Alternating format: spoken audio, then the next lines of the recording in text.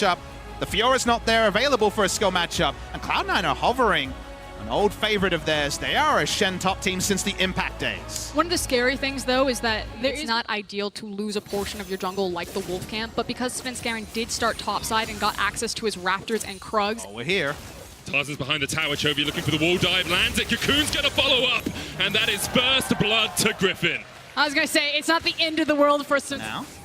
At the moment, the two solo lanes for Griffin consistently harassing their opponents. Tarzan using the pressure they've generated to get into the jungle to take some of these camps. But Svenskeren will get the Scuttle Crab. Fear coming off. Here comes Sword from the top lane. Licorice on his way to help as well, but he's already down to half HP. There lands the Shuriken. Svenskeren pulls the spell shield. Taunt coming out, but Licorice will pay for this with his life. There's no escape. You have to feel the flash won't be used, and he falls for the second kill of the game. Pretty poor communication there from the entire time for Cloud9, but they have been so delayed in trying to reach it. We'll see if they're able to use it, because if they don't manage to find a couple of kills off that first play, they might just fall. Licorice tries to flash there, but Sword underneath the tower. The Akali mechanics coming up trumps. Also bringing the cleanse and having access to the Zai ultimate, and they probably won't overextend their welcome until they have access to the TPs on Chovy and Sword. The world's freest Infernal walking over double control ward. The control ward advantage. If you actually look at the Rift, I believe there's at least all of this gold on a lot of different carries that spike very hard on 1 and 2 items. And as soon as they take the Infernal Drake, what do? They bring their bot lane up towards the top side of the map, they continue their vision control line, and they make C9 face check in. The quickness coming out here, Nisty's going to pop his stopwatch. Paranoia trying to jump on the backline. Svenskeren gets a lot of damage down, but the Blade Caller will pull through them. Featherstorm coming out as well, and look at the backline. Sneaky, Divine Judgment trying to survive for the moment, but Chovy and Sword are still putting in work. Niski tries to flash away, just about escapes to live for the moment, but Licorice has been caught off towards the bottom side.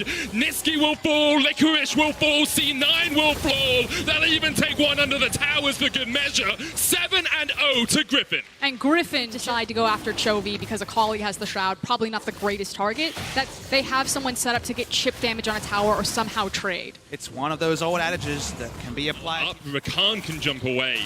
You have to invest a lot of resources into a kill that might still escape you. We might get one here. Here we go. Paranoia coming out, they're jumping onto the back line, but there's the rappel up.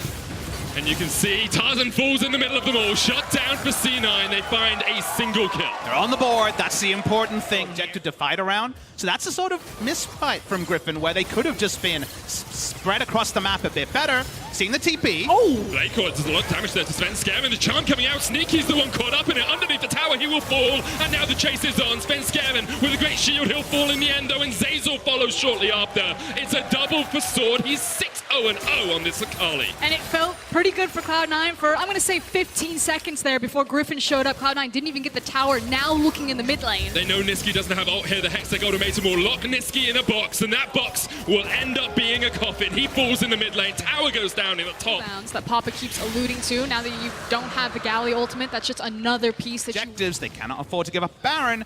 I look at the Drakes and I say this Baron going to be pretty fast. It's a great look so far for Griffin. Zazel trying to get away. The Justice Punch won't allow him to escape, but here comes the Paranoia, and maybe C9 have found a fight. Hextech ultimatum jumping onto the backline. Viper's already killed off Zazel, and there's the double. Svenskeren falls as well. Here comes Sword, slicing through C9. Their backline decimated, their team deleted. It's a clean ace for Griffin. I mean, C9 did find a fight, but it was from the game. 5,500 damage by Viper on the Xayah. Outrageous damage total here. For the inhibitor.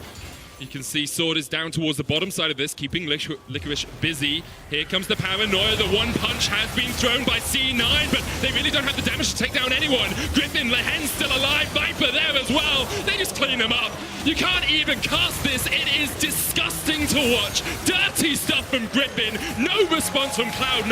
And Griffin just slammed through the door. They break down the walls. They break down the defenses of C9. And they lay a stake on a spot in the quarterfinals. They hit the perfect blackjack against Cloud9 and now have full control of top 2 in this group. A very impressive performance from Team Griffin.